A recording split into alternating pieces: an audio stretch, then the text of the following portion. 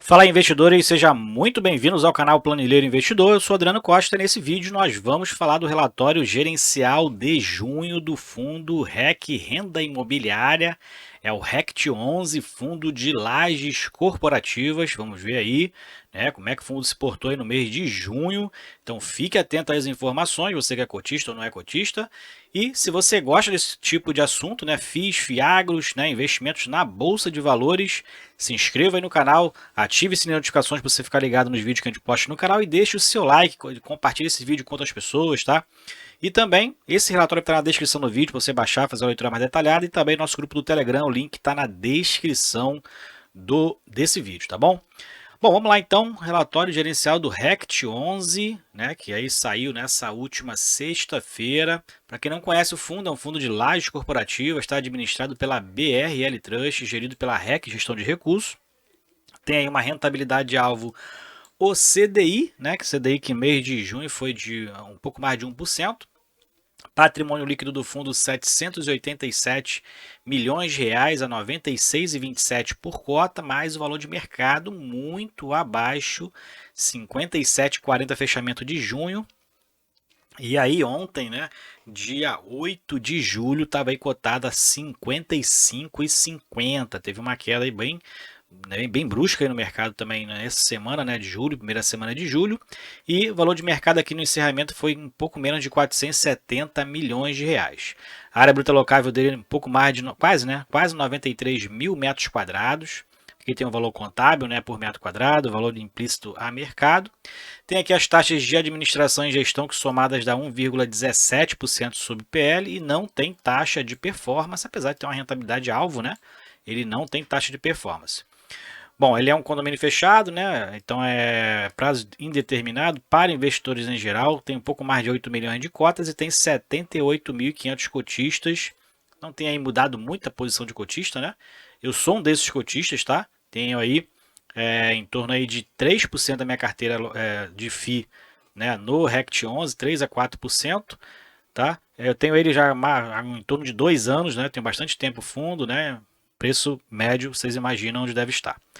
RECT 11 é o código de negociação na Bolsa de Valores. Então, algumas informações aqui, né? Então ele fala sobre, né, mais para baixo desse mesmo relatório está aqui as áreas vagas do fundo, né? O fundo tem continuamente reduzido a vacância do fundo e os resultados nos últimos 12 meses desde o IPO, últimos 12 meses o fundo aí correspondendo a 6,14% ou 73% do CDI, a rentabilidade do fundo atualmente, né, com base aqui provavelmente a valor patrimonial.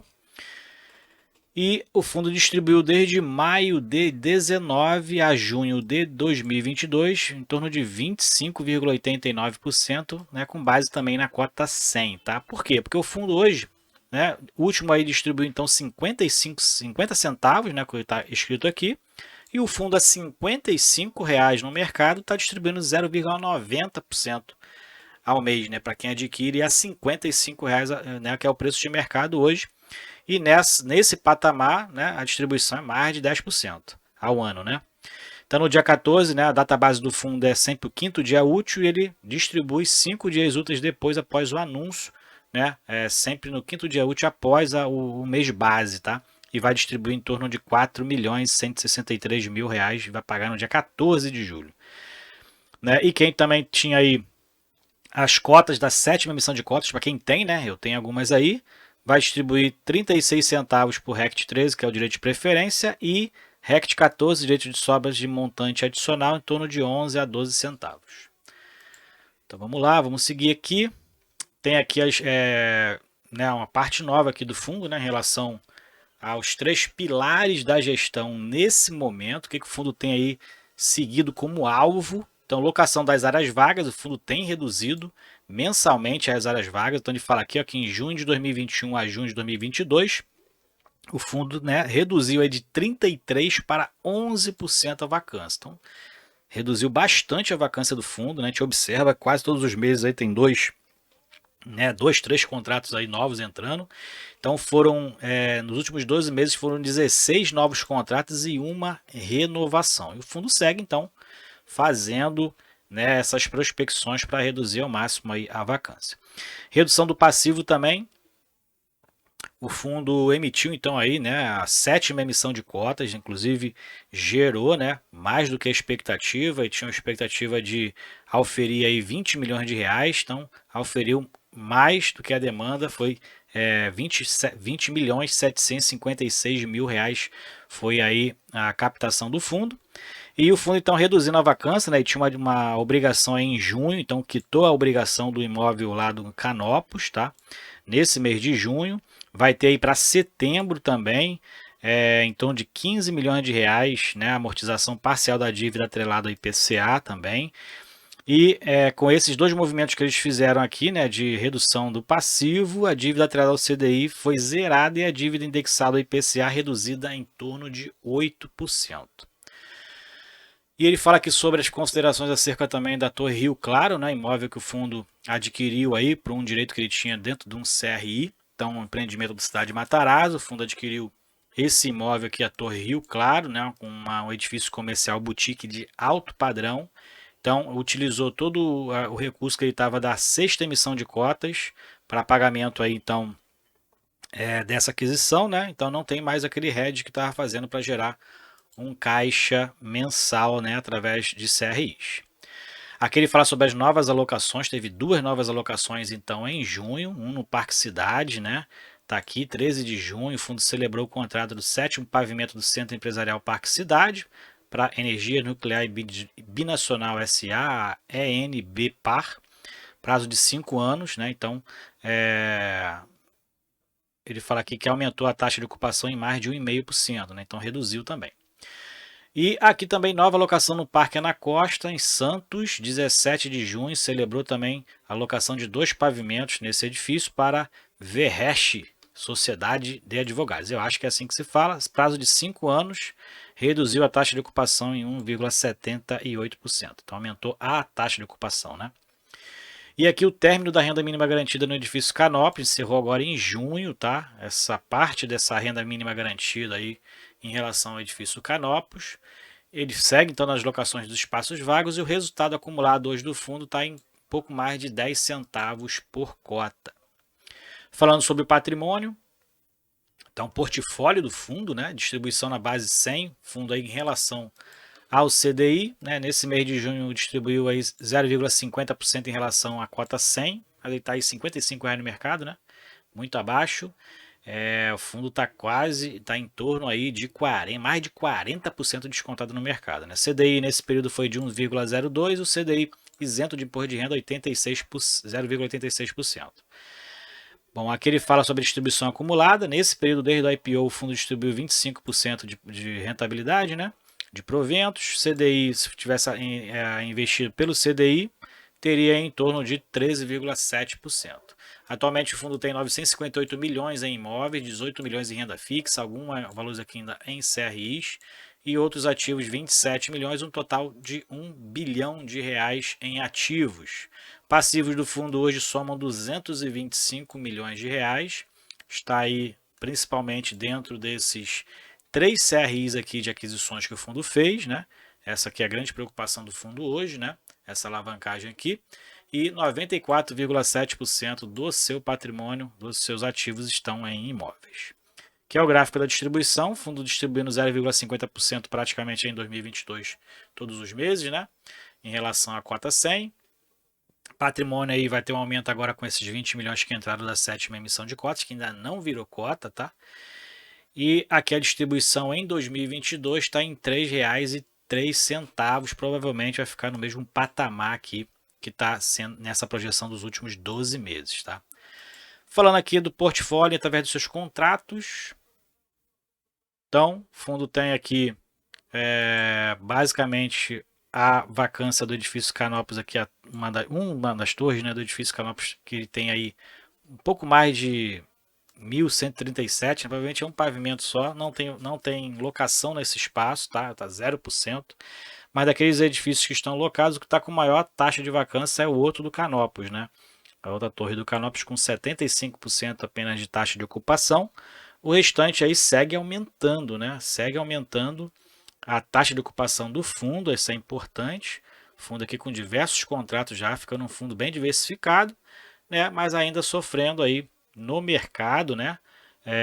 Só vai melhorar quando realmente a distribuição de proventos também ter uma subida, né? E a gente não tem essa expectativa aí de quando isso vai acontecer. Aqui a participação de cada imóvel, então os edifícios Canopus, né, o fundo tem ali três, né, separadamente ali, ó, 28%, 25% é o edifício Barra da Tijuca. Aqui, ó, a taxa de ocupação hoje está em 88,9%, vacância então em 11,1%. E a renda mínima garantida, a gente viu que acabou lá do Canopus, né, parte dela, mas ainda tem aqui 13,6% de renda mínima garantida, o que faz que a vacância financeira do fundo seja um pouco menor. E a maioria ainda é indexado aí, os reajustes dos contratos ainda é a maioria pelo IGPM. Aqui em relação aos principais ocupantes do fundo, quem tem maior ocupação aqui é a Elo Participações, 15% da área bruta locável está alugada para Elo Participações, tá? Então a maior empresa aí, maior representatividade em cima da área bruta locável.